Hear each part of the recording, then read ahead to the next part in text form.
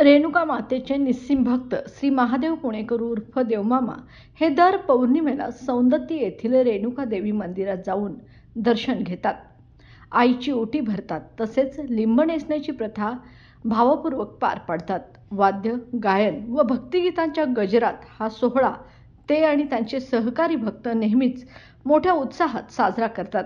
याही पौर्णिमेला अक्कोळ तालुका निपाणी जिल्हा बेळगाव येथून देवमामा पुणेकर व त्यांचे सहकारी भक्तगण सौंदत्ती येथे गेले होते.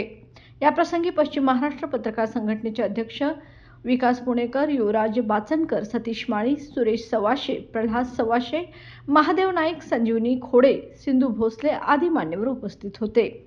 रेणुका मातेवरील निष्ठा, भक्ती आणि जल्लोष या माध्यमातून देवमामा पुणेकर यांनी पुन्हा एकदा आईच्या भक्तांचा सोहळा अविस्मरणीय केलाय.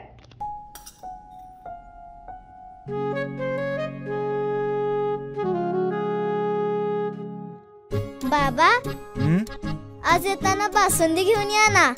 अगं, कालच आपण आईचा वाढदिवस होता म्हणून आणली होती ना.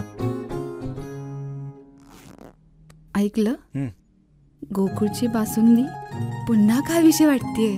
खरं सांगू, मलाही खावीशी वाटतेय. पुन्हा पुन्हा खावीशी वाटणारी गोकुळ बासुंदी.